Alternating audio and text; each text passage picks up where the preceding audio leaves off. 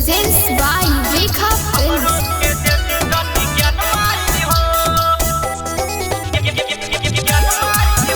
बोला बोला शीतला वाली मैया की।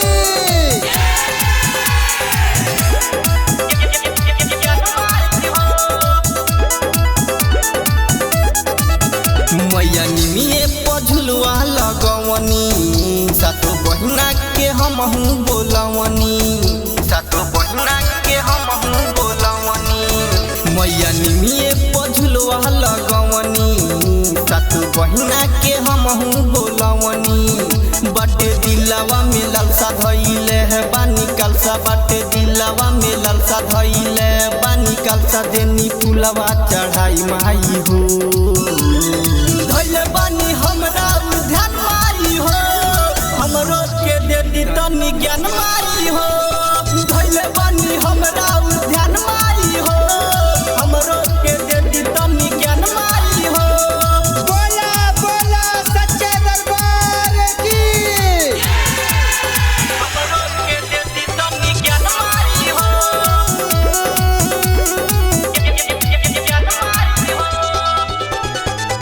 बुद्धि विवेक दिही सीधी कौनो काम हो ये दुर्गा माई देखी होके हमारे नाम हो बानी बोध बात कहीं खुलियाम हो दीना मिटाई हमर दुखवा तमाम हो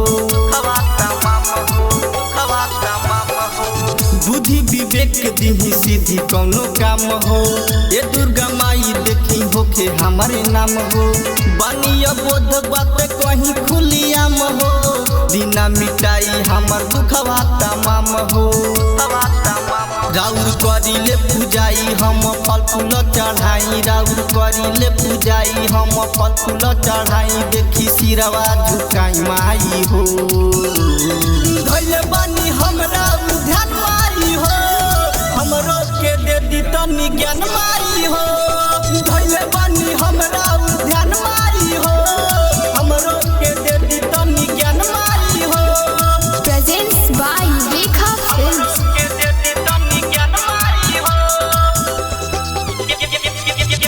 बोला बोला थावे वाली मैया की। राइटर जय करतानी होरा भोजपुरिया राकेश पर नजर फेरी थोड़ा जीवन हरिया भइल बाटे मोरा ज्ञान के ज्योति से कर दिया जोरा